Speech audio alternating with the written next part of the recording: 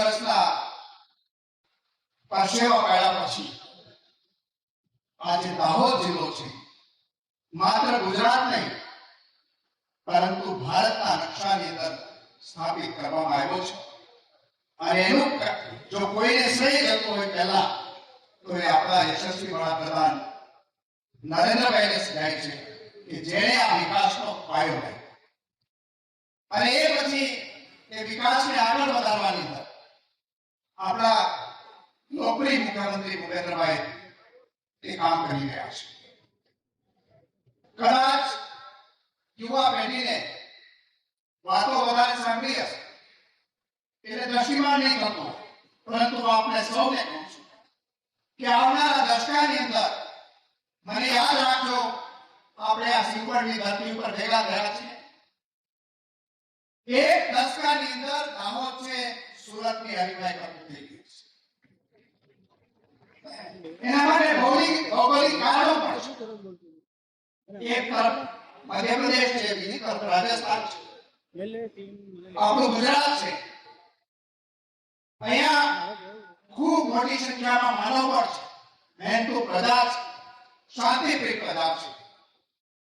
ત્યારે જે basic infrastructure જોઈએ એ અહીંયા તૈયાર થઈ ગયા છે કે થઈ રહ્યા છે. રેલવેના નકશાની અંદર વડાપ્રધાનશ્રીએ દાહોદને 30,000 કરોડ રૂપિયાના ખર્ચે અહીંયા આપણા ઇલેક્ટ્રિકલ એન્જિનો બની રહ્યા છે. રેલવેનું એક હબ બની ચૂક્યું છે. દાહોદની અંદર એરપોર્ટ બની રહ્યું છે. દાહોદની અંદર એક્સપ્રેસ વે, એક નેશનલ હાઈવે હતો, બીજો એક્સપ્રેસ વે મુંબઈ દિલ્હી, એ પણ દાહોદ જિલ્લામાંથી પસાર થાય છે. શિક્ષણની અંદર, રમતગમતની અંદર એનું હબ કરી રહ્યું છે. મારી મુખ્યમંત્રીશ્રીને જણાવું કે અહીંયા જેટલી લાઇબ્રેરીઓ બની છે એટલી લાઇબ્રેરીઓ કદાચ આખા ગુજરાતમાં નહીં, નાની નાની 76 જેટલી લાઇબ્રેરીઓ બની છે. એટલા જ રમતગમતના મેદાનો બની રહ્યા છે, યુવાનો તૈયાર થઈ રહ્યા છે, સ્કિલ ડેવલપમેન્ટનું કામ થઈ રહ્યું છે. ત્યારે મારી બધાને ખાસ કરીને યુવાન મિત્રોને કહેવાનું છે કે વિશ્વાસ રાખજો. મારી મુખ્યમંત્રીને સાંભળવાના છે, તે લાંબી વાત નથી કરવી, પરંતુ એક વાત કરીને મારી વાત પૂરી કરીશ. એક માં હતી, એને 2 દીકરાઓ. એક દીકરો બહુ બોલતો, નાનો હતો, જિંદગીમાં કોઈ કામ નહોતું કરેલું. મોટો દીકરો ખૂબ કામ કરે પણ બોલે ઓછું. એક વખત માં બીમાર પડી અને એવું લાગતું હતું કે છેલ્લા શ્વાસ લે છે, દવાખાને જલ્દી પહોંચાડવાનું છે. ત્યારે જે મોટો દીકરો હતો એ માની પાસે બેઠો રહ્યો, એને પાણી પીવડાવ્યું અને દવાઓ આપી, ડોક્ટરને બોલાવવાનું કામ કર્યું. જ્યારે બોલતો દીકરો હતો એ રોડ ઉપર જઈને મારી માં બીમાર પડી છે, મારી માં બીમાર પડી છે, કોઈ આવતું નથી, કોઈ આવતું નથી એમ કહેતા અને લોકો બધા એને જોવા નીકળી ગયા. જ્યારે જે દીકરો શાંતિથી સેવા કરતો હતો એની કોઈને ખબર નહોતી કે મોટો દીકરો શું કરે છે.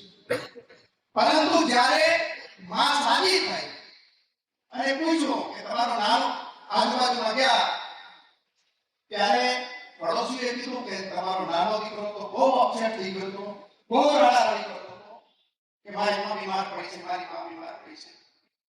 તો માએ કીધું કે એ દીકરો તો મારી પાસે નહોતો, એવો ખાલી બહાર જઈને રડારડી કરતો હતો. મારા આ દીકરાએ, મોટા દીકરાએ મારી સેવા કરી, મને દવાઓ પીવડાવી અને મને એમાંથી પાછા આપી. એટલે મારે બધાને વિનંતી કરવાની છે કે દીકરાઓ બધા આપણા જ હશે, પણ સમજો કોણ તમારી સેવા કરે છે, કોણ તમારી પાસે આવે છે, કોણ તમારા દુઃખ લૂછવા માટે આવે છે. બોલવા વાળા તો બોલીને સભા કરી નીકળી જાઓ, પછી તમારા હાલ શું થાય છે શું નથી તો તમને છે.